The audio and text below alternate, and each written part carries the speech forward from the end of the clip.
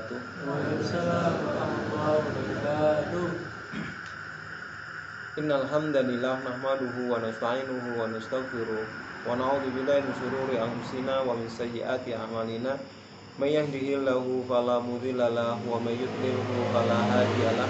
Asyhadu an la ilaha illallah wahdahu la syarikalah wa asyhadu anna Muhammadan abduhu wa rasuluh la nabiyya wa la rasula ba'dah.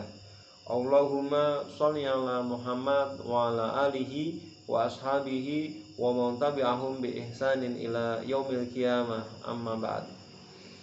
Ikhwan Widin arsadakumullah, pertama tak lupa kita aturkan syukur kehadirat Allah Subhanahu wa taala atas segenap limpahan rahmat dan karunia-Nya, sehingga pada kesempatan di petang hari ini kembali kita dipertemukan oleh Allah Subhanahu wa taala di majelis ilmu ini. Agenda rutin kita setiap pekan kita berkumpul bersama untuk belajar, mempelajari ayat-ayat Allah, mempelajari sunnah-sunnah Rasulullah Sallallahu Alaihi Wasallam, nasihat-nasihat orang-orang soleh. Semoga Allah Subhanahu Wa Taala limpahkan keberkahan, limpahkan kebaikan untuk kita semua. Amin Allahumma amin. Kita akan lanjutkan kajian kita terkait masalah fikih sholat. Kemarin pada 2 pekan yang lalu kita telah membahas terkait masalah hukum-hukum berkaitan meninggalkan sholat. Kita akan masuk pada poin berikutnya, yaitu siapa sih sebenarnya yang diwajibkan sholat? Siapa sebenarnya yang harus menegakkan sholat? Supaya nanti kita tahu ketika kita mau menasehati, ketika kita mau menyampaikan, ketika kita mau mengajak, menyuruh itu kepada orang yang tepat. Atau sebaliknya, kita juga tidak mengabaikan orang-orang di sekitar kita, keluarga kita, saudara-saudara kita, teman kita yang mestinya dia itu punya kewajiban untuk sholat, punya kewajiban ya, dia berkewajiban untuk sholat, tapi ternyata dia tidak mengerjakan, atau mungkin menunda-nunda, atau mungkin lupa. Kita akhirnya tidak sungkan untuk mengajak. Karena kita tahu, oh dia wajib untuk sholat, makanya kita ajak. Biar apa? Biar mereka tidak meninggalkan kewajiban itu. Dia hukumnya wajib kok melaksanakan sholat. Maka siapa saja yang wajib untuk melaksanakan sholat? Yang pertama, perintah sholat itu diberikan kepada orang Islam. Ini satu. Kalau orang non-muslim itu tidak wajib sholat. Jadi kalau orang non-muslim itu dia walaupun rumahnya di samping masjid sekalipun, jejer mangku masjid, kalau dia non-muslim, begitu adzan, begitu qomat tidak ke masjid tidak masalah. Mereka memang non-muslim, tidak usah digerenengi gitu. Nah terus bagaimana? Didoakan saja. Didoakan supaya apa?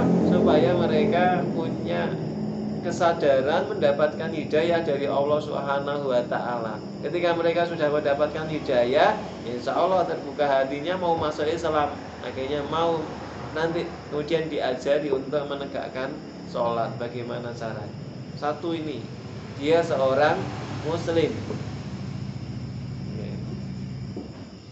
Jangan nanti dibalik gitu. Ada orang non muslim itu tidak sholat diuring-uring, sementara ada orang Islam mengabaikan sholat santai saja. Ini kebalik namanya. Kemudian yang berikutnya, yang wajib lagi untuk mengerjakan sholat adalah pertama syaratnya muslim, yang kedua dia telah balik. Dia sudah balik. Kalau belum balik, mereka belum wajib untuk sholat. Masih anak-anak, akalnya belum genep, masih kecil. maka tidak wajib untuk mengerjakan sholat. Tapi kalau dia sudah balik, orang muslim, orang Islam kok sudah balik, maka sudah terkena hukum, sudah terkena kewajiban untuk sholat ini. Kalau tidak sholat, nah hukum-hukum yang kemarin kita bahas terkait dengan konsekuensi meninggalkan sholat dengan sengaja sudah berlaku buat dia. Kemudian yang berikutnya yaitu berakal sehat. Ya kalau dia itu sudah balik, seorang muslim, tapi kalau dia tidak berakal sehat, orang waras, maka jangan dipaksa sholat gitu.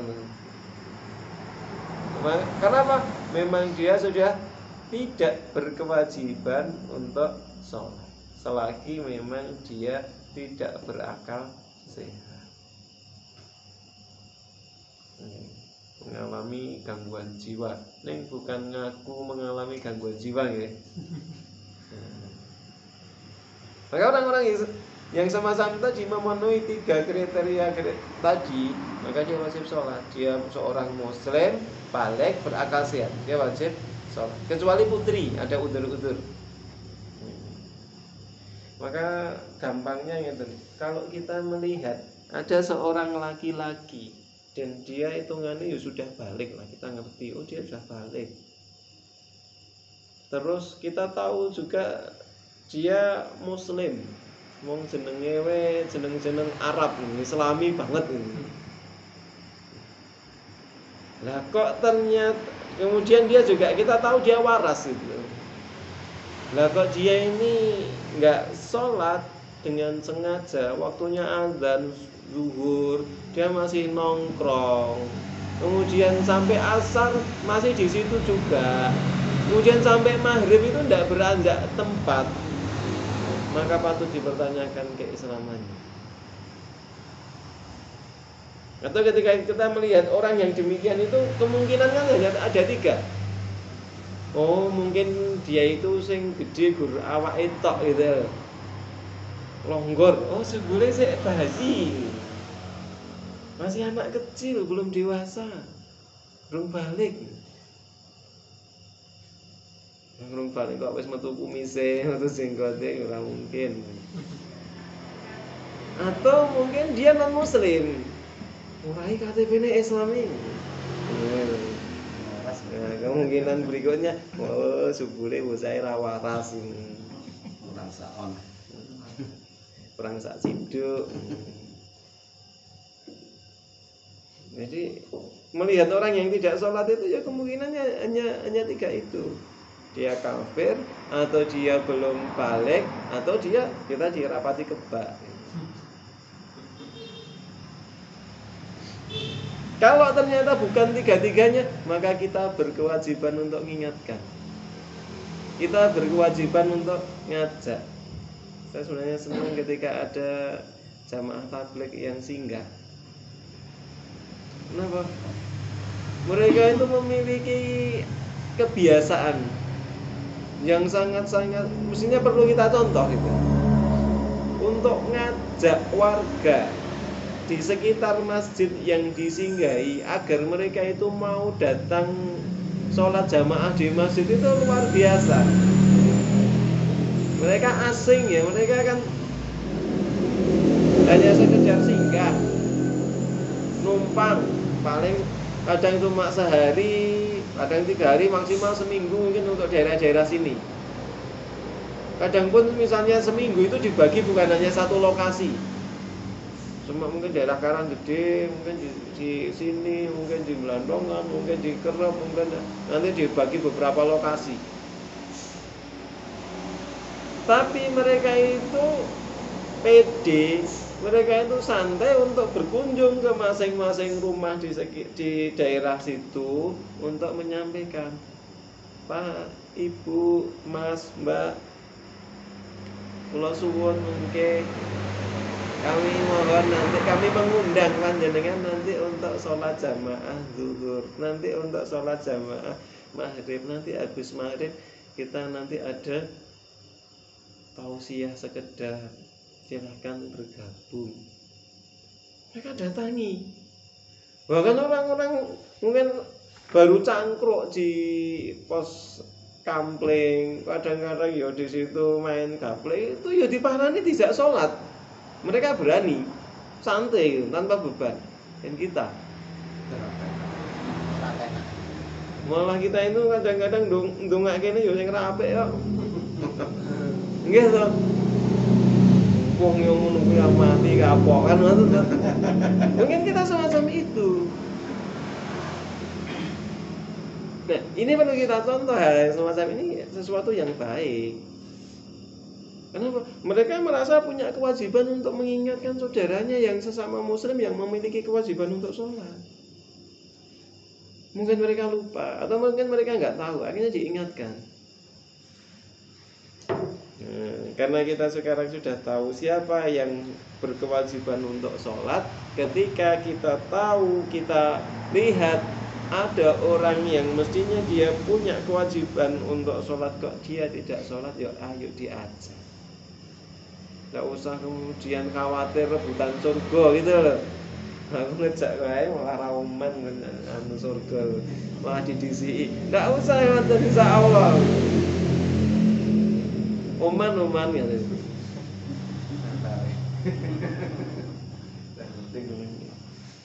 Kan kalau mungkin namanya kok jatah bantuan atau apa semelang kesaingan nanti koncone oleh aku malah sing ngejak-jak ra oleh mungkin gitu. Kalau surga enggak kayak gitu.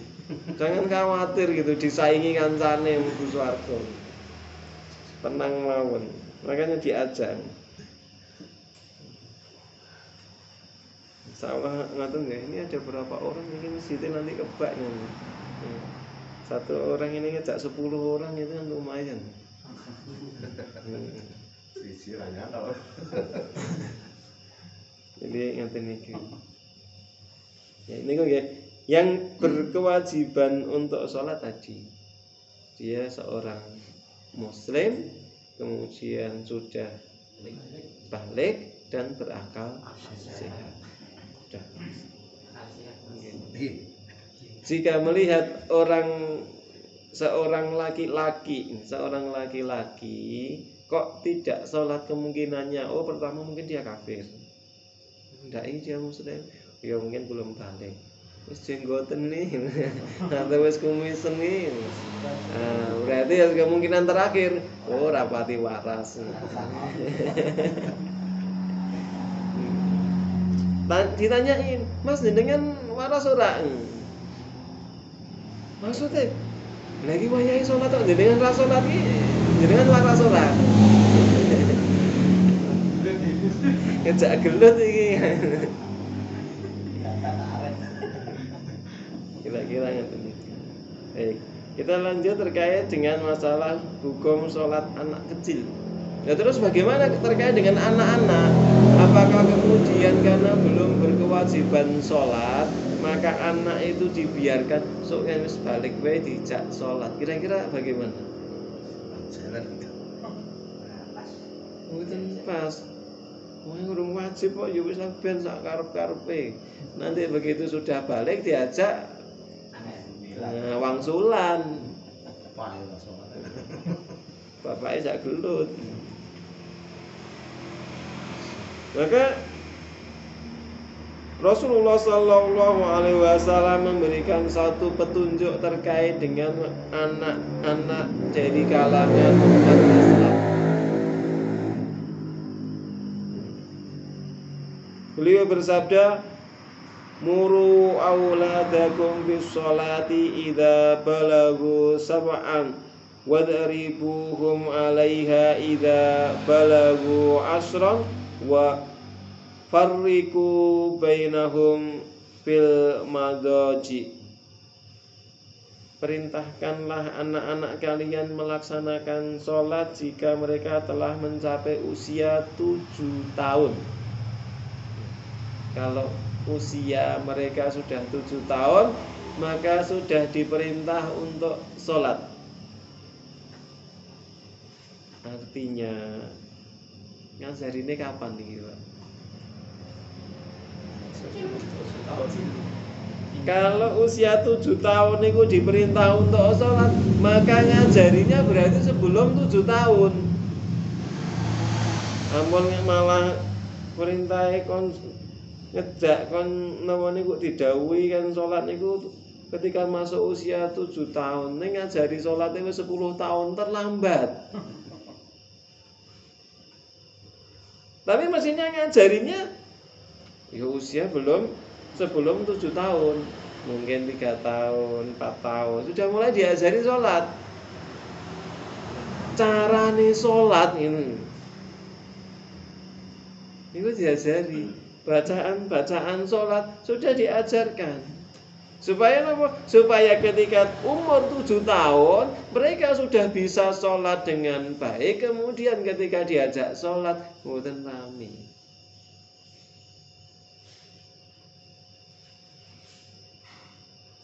Kemudian ketika mereka sudah sampai usia 10 tahun kok tidak mau sholat, maka kemudian mulai dikasih hukuman.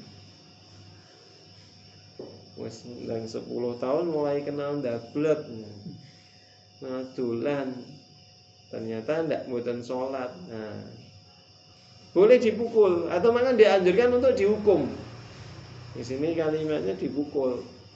Tapi bukan digawake usuk gubuk ngoten ya, bukan kayak gitu. Tapi hukuman yang mendidik. Ini harus dibedakan ya. Hukuman yang mendidik supaya anak itu tahu bahwasannya meninggalkan sholat itu ada hukumnya, bukan terus sak-sai. Ini yang perlu diperhatikan. Kemudian apa? Setelah usia 10 tahun niku anak niku dipisahkan tempat tidur mereka antara anak dengan orang tua, antara anak laki-laki dan anak perempuan. Dideweki. Karena itu pra-balik, dipisah.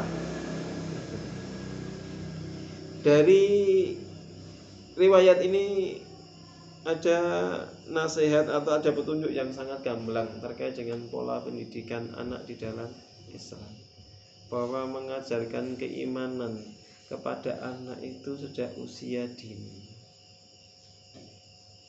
Kalau di sini disampaikan 7 tahun itu harus diperintahkan untuk sholat, maka berarti usia-usia balita 3 tahun, 4 tahun mereka sudah harus mulai dididik, diajari cara sholat yang benar, baik gerakannya maupun bacaannya. Termasuk juga diajari hafalan-hafalan surat-surat di dalam Al-Quran, ayat-ayat di dalam Al-Quran, supaya Pak dia bisa sholat. Ini salah satu petunjuk dari Rasulullah SAW tentang sholat untuk anak kecil. Nah, terkait dengan masalah ini, kalau anak-anak yang belum balik tadi melakukan amal soleh, maka itu akan menjadi bagian dari pahala orang tua. Kok didhawuhi sholat nurut tertib, maka orang tuanya dapat bagian pahala.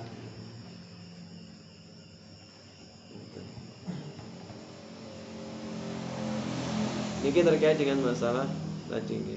Kemudian salah satu tips, biasanya anak-anak itu jadi bikin masjidnya itu bikin pro kontra gitu. Engkang pro itu pokoknya bocah ki ben nang masjid rame yo ben. Maunya bocah kan ya tante. Ini satu. Yang kedua, masjid ki nggo ibadah, nggo salat kudu kusuk yen bocah ruwame ra karon ngene iki marai ngrusak konsentrasi, marai ora kusuk. Terus kapan sing salate kusuk niku sakniki. Maka timbul pro kontra. Makanya begitu enten bocah rodok ramai saja langsung dibutak. Akhirnya buat enten masjid, dolan yang liyane kan ya ta. Nah, terus bagaimana cara mengambil sikap secara proporsional? Nah, bahwa ketika mengajak anak ke masjid, ampun cuculan. Kita membiasakan anak itu supaya akrab di masjid, tapi ketika di masjid dikenalkan aturan. Ini penting. Bahkan salah seorang ustadz di Solo juga pernah menyampaikan, malah salah satu mungkin pengalaman beliau ketika tadi mengenalkan aturan terkait dengan ibadah sholat kepada anak-anaknya. Ketika beliau masih punya anak usia sebelum 7 tahun, anak sudah diajari sholat di rumah, tahu orang tuanya sholat, tahu orang tuanya jamaah di masjid, sholat ke masjid. Maka kadang anak pengen ikut. Nah, begitu anak itu pengen ikut, maka Ustaz tadi mengatakan adik masih kecil, adik di rumah dulu, nanti kalau di masjid adik tidak sholat, tapi nanti akan ganggu orang sholat karena adik masih kecil. Mungkin rewel. Besok lagi dijelaskan lagi. Ada keinginan dari anak itu pokoknya pengen ikut bapaknya ke masjid. Tapi sama bapaknya selalu disuruh, nanti kalau kamu ke masjid gak sholat, tapi kamu akan ganggu orang sholat. Adik boleh ikut ke masjid nanti kalau umur 7 tahun. Maka ini anak ini kan nunggu-nunggu. Kapan ya saya bisa ikut Abi ke masjid? Kapan ya umur saya 7 tahun? Anak ini akan menunggu-nunggu momen itu. Tapi di saat itu ditanamkan bahwasannya di masjid itu tidak boleh rame, tidak boleh hujan, tidak boleh ganggu orang sholat. Ini penting. Dengan omongan itu disampaikan berulang-ulang, akhirnya anak itu tahu bahwa kalau di masjid itu tempat orang beribadah, tidak boleh membuat kegaduhan di waktu orang sholat. Akhirnya begitu dia sampai umur 6 tahun, umurku udah 6 tahun, iya, masih tunggu bersabar setahun lagi. Hingga akhirnya begitu dia umur 7 tahun, sekarang umurku 7 tahun berarti saya sudah boleh ke masjid. Iya, ayo ke masjid. Tapi dia sudah tahu aturan.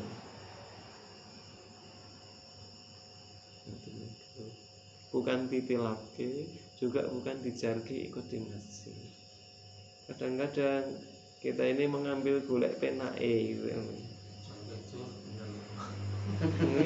Wis asik ibadah, anak wis sak karepe, sing bingung tanggane. Sing bingung tanggane. Kemudian namanya itu ada juga yang tadi ngambil pokoknya walak. Angger enek bocah cilik nang masjid langsung diuring-uring. Iki mesti buang kuwi wetak. Akhirnya masjid itu jadi sunyi senyap. Antara masjid dan kuburan itu bedanya tipis. Jane nggih namanya ku tenang. Ning beda iki masjid apa kuburan niku bedane angel ngoten lho. Wong saking tenange nggih mboten enten kegiatan blas kok. Nek mboten bisa wong iki masjid nggo menungso apa nggo masjid jin, jek masjid tiban ning masjid jin kan gitu. Karena saking sepine. Ya itu salah satu metode untuk mengkondisikan anak. Atau setidak-tidaknya ketika memang kondisi masyarakat atau kondisi jamaah itu berbeda-beda, ketika ada anak di masjid dikenalkan aturan. Saya ingat kemarin salah satu ustadz di Jogja waktu kami mengadakan kegiatan daurah manajemen masjid bulan yang lalu. itu ketemu Ustaz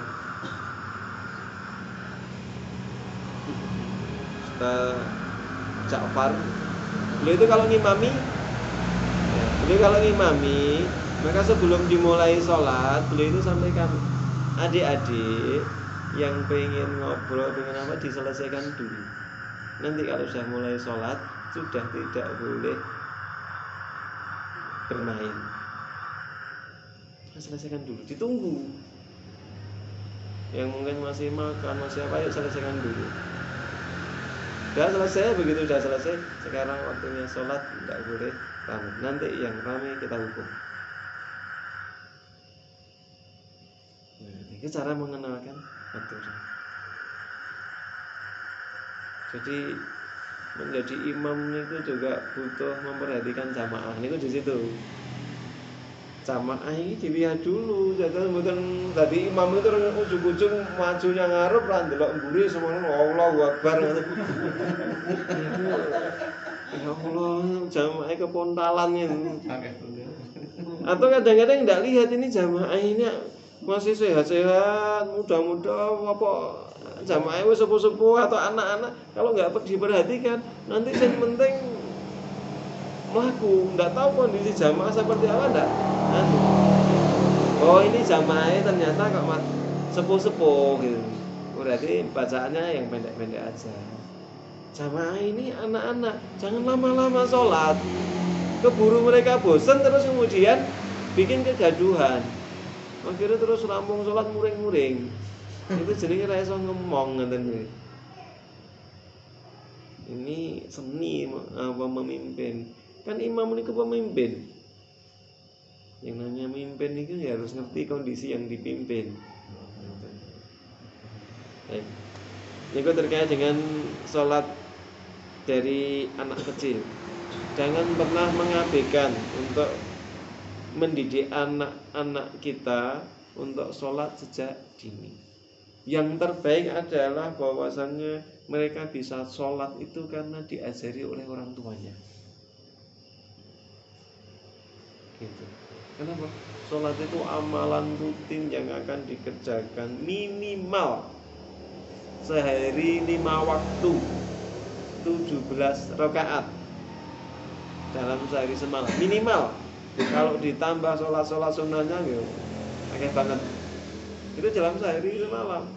Gimana kalau dalam 1 pekan? Gimana dalam 1 bulan? Gimana dalam 1 tahun?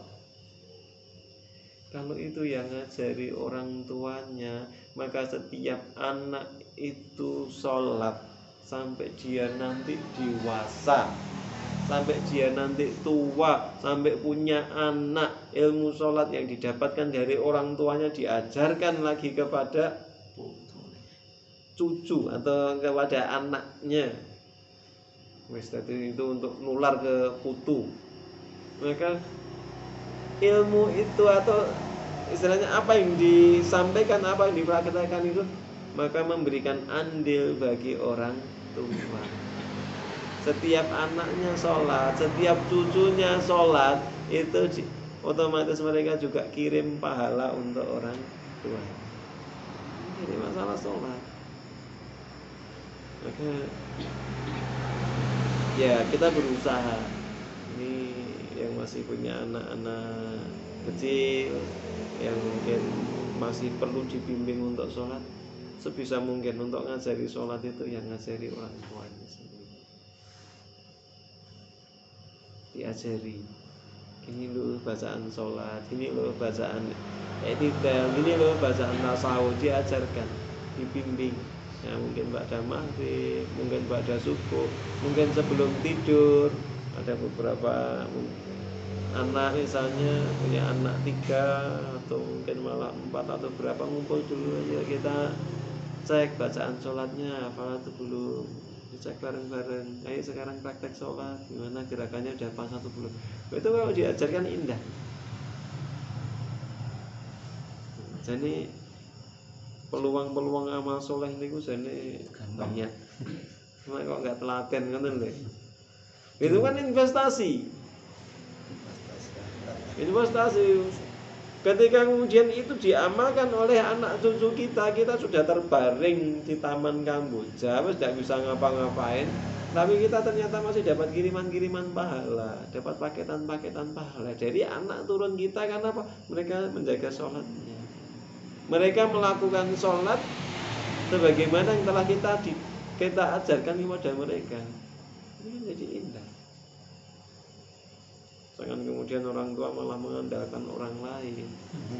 Wes ora sing penting tak kok kenyang TPA. Terserah mau diajari apa. Sampai di rumah gitu anaknya main, anaknya juga tidak gagas. Bahkan orang tuanya juga tidak gagas sholat, kan? Ini yang lebih ironi kan?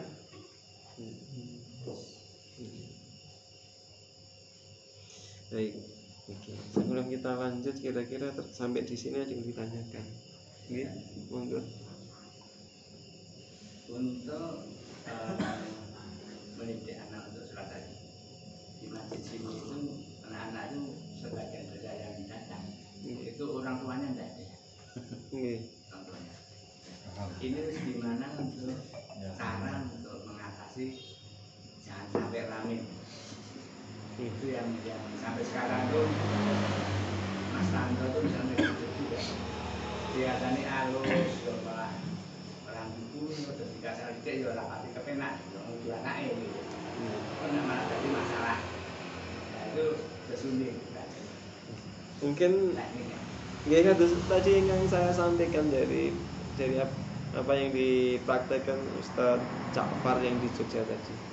Jadi imam itu nggak ada jamaah.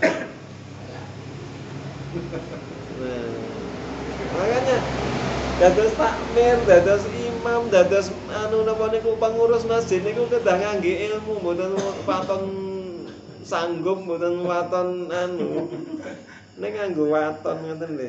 Iku dadi imam iki ilmune ngene kudune ngoten. Ngerti ngoten iki dadi takmir ki ilmune ngene kudune ngerti. Nah nek yen guru waton ngoten ya bubar. Mungkin gini ku dadine masjid kali kuburan niku nggih 11 12.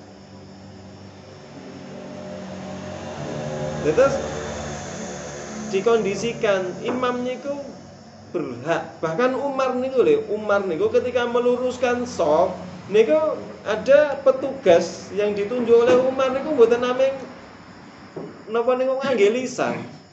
Nggo pedhang ngoten nggih. Sing ra rata nggih niki mlaku ya kepanclas tenan mboten nameng gawe mboten nameng ngangge tongkat ngangge pedhang. Ini nggak mau dipraktekkan mriki lho. Iki ajarane muslimin pinggir kuburan kae. Marai rusak ae. Korbane.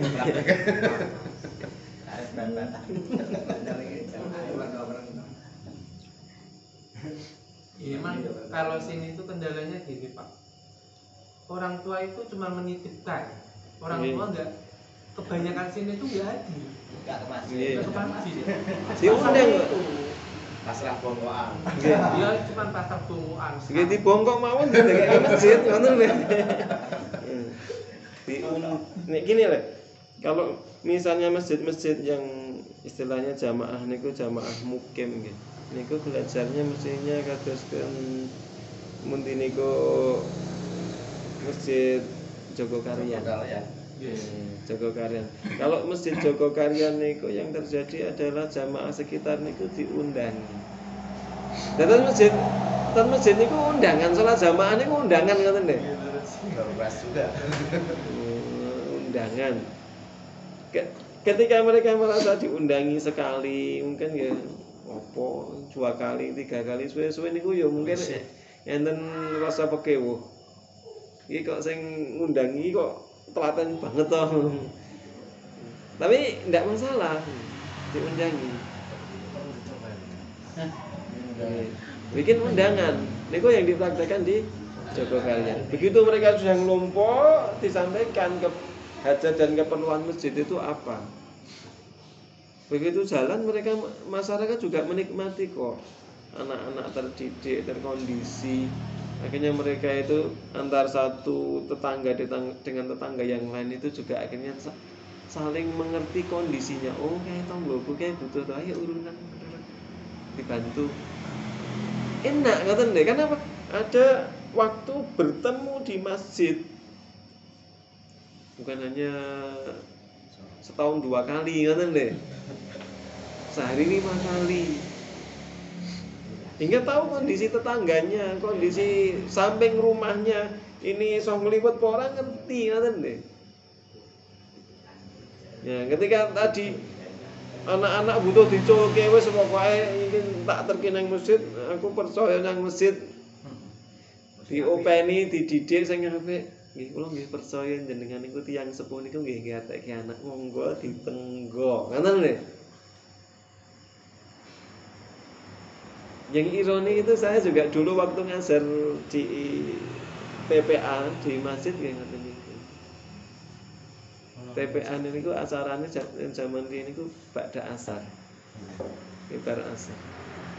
Niku tempate ten gedung TPA sebelah masjid. Namanya kelihatan dalan. Nggih mboten dalan tol, dalan kampung biasa. Begitu dicek sholat, tiap berangkat TPA kan dicek sholat. Siapa yang sholat isya tadi malam, siapa yang sholat subuh sama itu mangkat sampai sholat asar. Siapa yang tadi sudah sholat asar? Padahal niku TPA ne bar asar di samping masjid. Niku mesotut saya enten sing mangkat TPA mangkat ngaji ning ramah mboten sholat asar. Mangkat ngajine mangkat. Ning sholat asare mboten. Niki terus jodoh.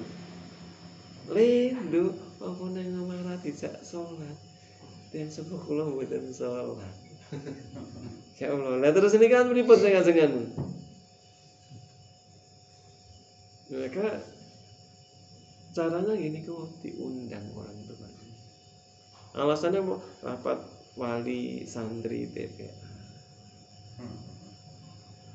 Disampaikan bahwasanya mendidik anak niku pripun ngoten nggih? Takmir ya, Jul. Nen? Yang takmir. Nggih yen tak nire purun ya alhamdulillah mboten purun undang dhewe sing ngajar. Ngoten nggih.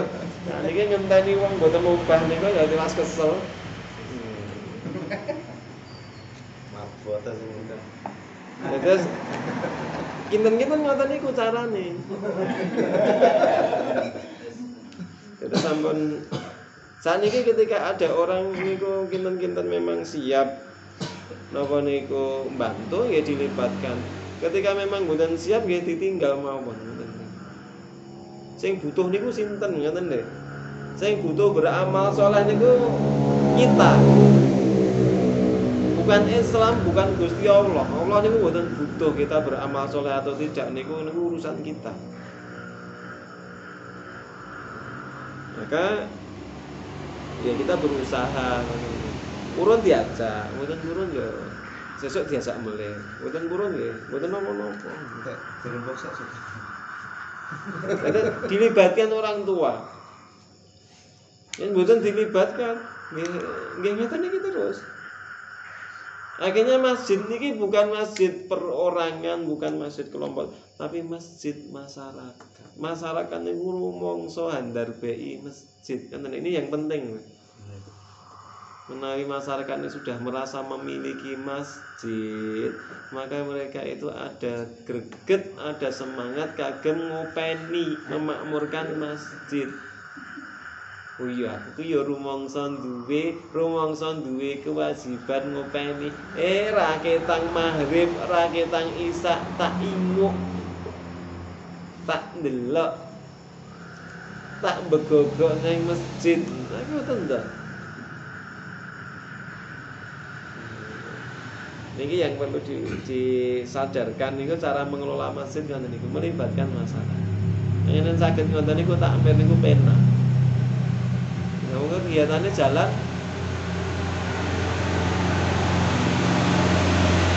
Niku cara mengkondisikan untuk anak ini wow. Ketika imam, terutama nggih pas salat, imam niku saged ngomong. Oh, jamaah kok akeh bocah-bocah. nggih diatur. Yen perlu niku wapun terus jumeneng ten ngarepan. Nggih perlu niku ki kok ketoke kok cah loro ki jejer ning rame terus nggih dipisah. Lah sing siji nang kene sing siji kok pojok niku. Mboten napa-napa. Pas orang Melayu.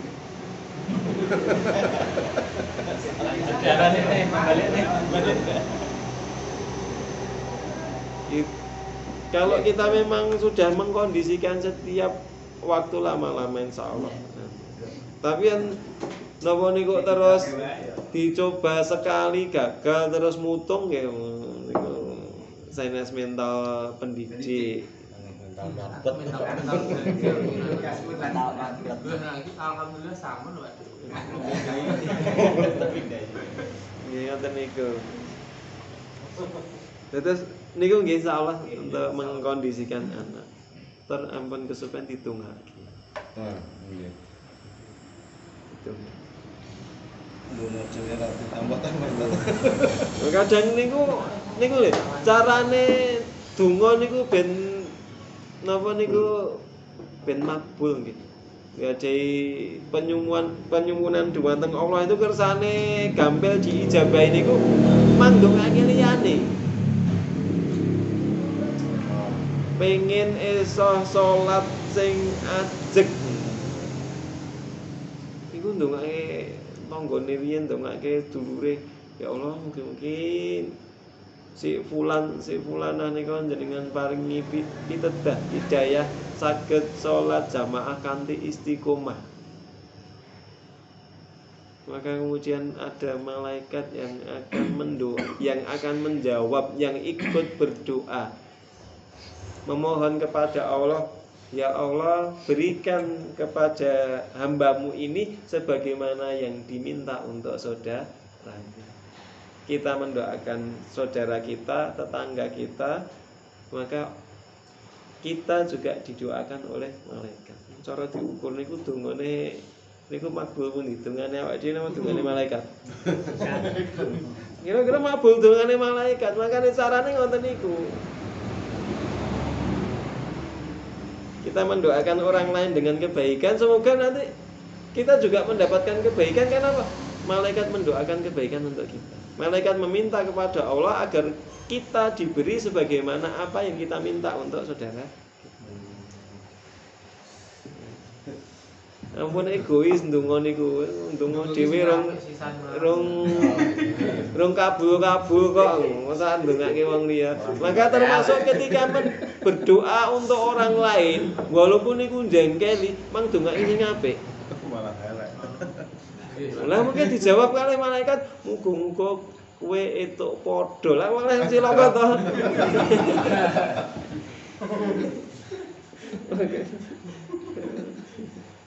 Nek malah cilaka sing ndongake malaikat. Dungane balik lah.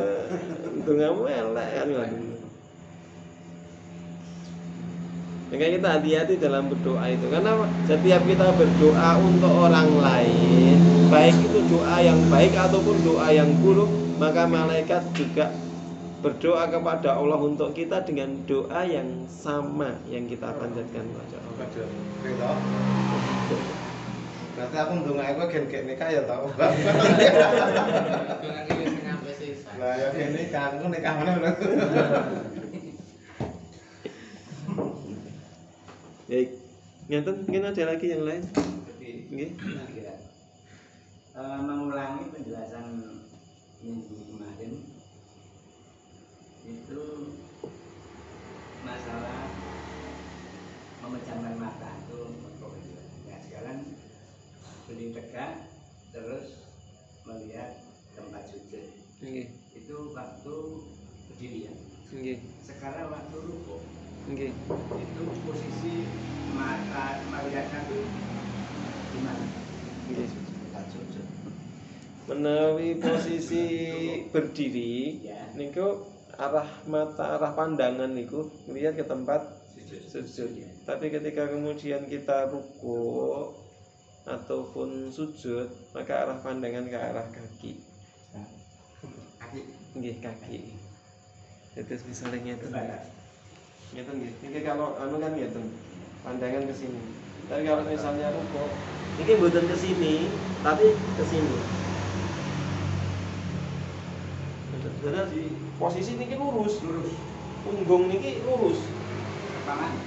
Sama niku niki posisi diusahakan lurus. Sampai digambarkan ketika ditaruh telur niku mboten dinding ngoten lho. Ampun ngeten. Nggih ampun ngeten. Enten lho sing ngeten iki saking tenanane. Niku tapi mboten bener. Terus tangan niku posisi dilutut. Ampun didawake ngisor ngeten. Enten kula nate petok niku nggih. Ten mriki niki. Enten mriki. Dilutut. Terus niki posisi kan ya nggih kira-kira diusahakan lurus, terus arah pandangan mboten ten mriku, tapi ke arah kaki.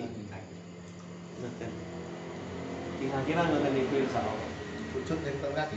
Sujud nggih arahe ten kepau. Ora sampai. Ampun nginjen depannya nggih. Ampun kaki depan lho nginjen. Nggih. Kaki pemuda. Insyaallah ngoten ya, Pak. Baik, ngoten insyaallah. Ada lagi yang lain?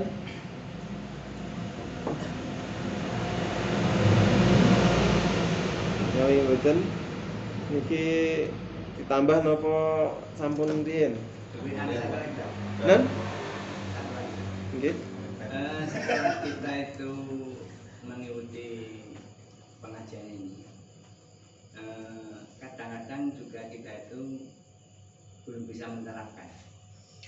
Kalau kita lihat atau kita pahami itu ajarannya itu mendinginkan otak dan menyejukkan atau melembutkan melunakkan hati. Itu analisa saya seperti itu. Nah, sekarang kita itu sudah belajar dan sudah paham, tapi untuk melaksanakan itu yang kadang-kadang sangat susah. Nah, kalau Ustadz bilang ya latihan, nah, itu memang ya benar.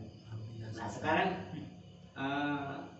trik-trik apa ya untuk bisa melaksanakan apa yang telah kita lakukan? Dan dari khususnya kita sendiri ya, saya sendiri aja. Itu kadang-kadang juga pas ngomong gitu ya, itu juga kok perentulnya itu ya tidak baik gitu. Padahal sudah tahu oh itu rapi gitu. Itu mohon trik yang kira-kira itu bisa melunakkan hati dan mendinginkan otak. Terima kasih. Nggih, niki nggih. Ada seorang ulama niku menyampaikan bahwa banyak orang niku pados ilmu, semangat mencari ilmu niku sangat tinggi. Akan tetapi kemudian karena mungkin salah caranya, salah adabnya, maka keberkahan dari ilmu itu tidak didapat. Sehingga apa? Itu ingin namanya ilmu nih, tapi amalnya tidak dapat. Maka mencari ilmu niku nggih kedah ngangge akal, nggih kedah ngangge mana. Seringkali saat ini kita dapatkan tiang niku pados ilmu itu hanya fokus di sini, di akal. Apa niki maca kitab niki, ngapalke kitab ini kan ngoten to. Ngomong niku pinter. Kok tumindake kok ya sik koyo ngono. Nah. Niku berarti ilmu niku nembe ten mriki. Dereng mandhap dugi mana? Berkah. Nggih. Dereng mandhap dugi mana? Masih di otak. Ketika ilmu niku masih di otak, medale niku lewat niki ya. Pinter debat, pinter ceramah, pinter ngomong, wis pokoke ketika napa niku ngendika niku masyaallah tiyang niku sampai terkagum-kagum. Sampai bengong, sak jam niku saged ndomblong. Saking napa niku hebate sing ngomong.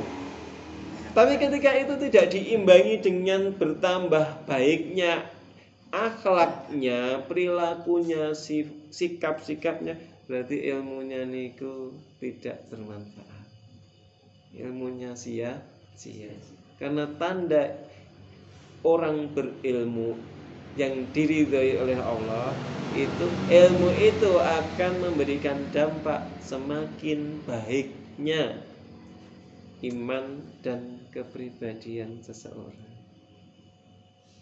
Kalau kita ilmu kita bertambah kok perilaku nih dereng berubah, berarti ini banyak-banyak istighfar. Ada apa ini? Aku kisik di dosa apa? Ini yang harus dipahami ini kok ngoten. Karena apa? Kenapa kok kita ini terhalang dari melakukan amal soleh? Kenapa kok Allah menghalangi kita untuk menjadi lebih baik? Jadi tesih duwe dosa napa? Ngoten lho. Kok aku ki dianggap urung patut nglakoni amal soleh ki jane aku ki di dosa apa? Kudune ngoten niku. Yang apa niku introspeksinya. Ini kadang-kadang niku kita terjebak merasa bangga ketika sudah niku ngerti dalil ngoten lho. Ngerti dalil loro iki kok ape didalili ya. Nah, niki yang mboten bener ngoten niku. Terus anggere ketok sing beda gitu terus disesat-sesatke. Nah, niki ndak pas. Tapi justru adabnya orang-orang soleh, adabnya orang-orang yang alim itu ketika dia berbicara dengan orang lain itu mesti tawadhu. Semakin ilmunya tinggi, maka dia semakin tawadhu. Walaupun itu terhadap orang-orang yang dianggap lebih bodoh, lebih awam. Nonton kisah niku seorang ulama. Niku kemudian ada seorang laki-laki datang mengabarkan satu hadis, satu riwayat disampaikan. Maka ulama tadi mendengarkan seakan-akan baru pertama kali mendengarkan riwayat itu. Seakan-akan saking antusiasnya mendengarkan riwayat itu, kayak dereng nate mireng. Belum mendengar ilmu itu. Padahal niku ketika ditelusur urutane sumbere nggih ulama niku. Yang kita ulang-ulang omongan wingi tau nah, mungkin ngaten.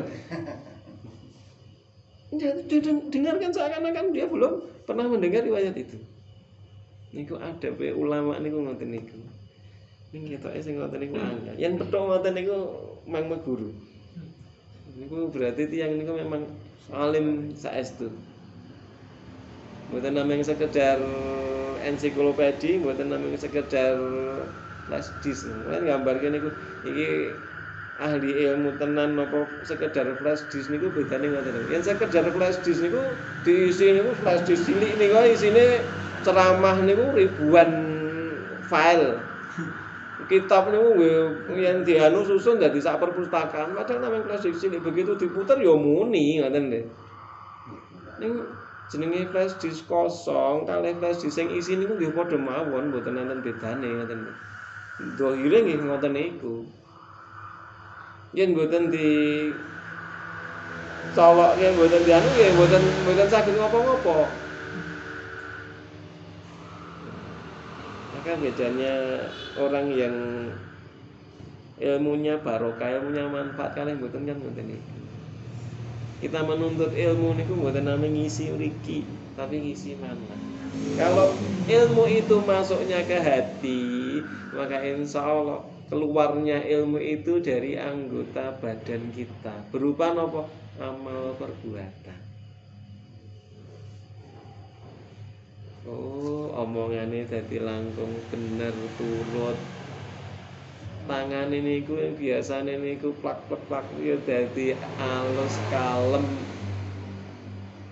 tidak suka merusak. Nyambut gawe niku ya goleki sing halal-halal tok, ora kuwabe sing penting itu. Terus semua perilakunya berubah dengan adanya ilmu tadi. Maka kalau kita mau menilai ilmu kita sudah napa niku yang kita dapat itu ilmu manfaat napa dan memang Mencoba bandingke sadurunge ngaji kalih sakwise ngaji niku secara kepribadian saya pundi. Mboten sambiji tanggane nggih mboten sambiji kancane, wiji awake dhewe-dhewe. Termasuk ugi nanti dalam amal soleh yang lain. Nindaki amal soleh niku tambah apik atine napa mboten? Yen mboten berarti niki kudu kata-kata istighfar. Aja salate niku benjing mboten bela ning malah nuntut awake dhewe ngoten lho. Kowe dhisik ki nglakoni salat bendina ora gur salat wajib kok salat sunah ning tindak tandukmu ora patut disawang. Apa kowe ora ngisin-isinke salat kan ngoten lho. Jadi bahaya nih. Ilmu itu bisa menjadi hujah, tapi juga bisa nanti akan menghujat kita di hadapan Allah. Maka kalau kita menyadari hal itu, ketika kita kemudian kondisi lemah, kita ada semangat. Terus nyuwun dumateng Allah Subhanahu wa taala dengan doa yang diajarkan oleh Rasulullah. Nyuwun ilmu niku ilmu ingkang bermanfaat. Tambahan ilman nafi'ah, ilmu ingkang manfaat. Mboten namung sekedar nyuwun tambahan ilmu, tapi nyuwun tambahan ilmu ingkang bermanfaat. Tur nggih niku tambah nyuwun hidayah. Benten antawis ilmu dengan hidayah. Ketika kita sudah mendapatkan ilmu dan mendapatkan hidayah, maka itu akan lebih memudahkan untuk mendapatkan manfaat dari ilmu. Duwe alat ngertos carane nggunakake alat. Salah ngoten nggih. Terus jangan lupa niku kalih rencang-rencang saling mengingatkan. Yen dilingke kancane niku jenengan anggap sebagai hadiah. Ampun malah terus mutung. Waduh niku ora seneng karo aku ampun ngoten. Itu ketika ada teman, ada saudara yang mengingatkan kita, itu tanda bahwasanya mereka itu sayang kepada gatekki. Sementara ngoten cekap nggih, iki apa yang kita pelajari di malam hari ini bermanfaat untuk kita semua. Kita tambah semangat untuk menjaga sholat kita dan mengajak orang-orang di sekitar kita untuk bersama-sama menegakkan sholat. Karena sholat merupakan urusan yang sangat penting bagi kehidupan setiap orang muslim. Katen, apabila ada kurang lebihnya kami mohon maaf. Waktu saya kembalikan kepada Raisul Majlis. Assalamualaikum warahmatullahi wabarakatuh. Waalaikumsalam warahmatullahi wabarakatuh.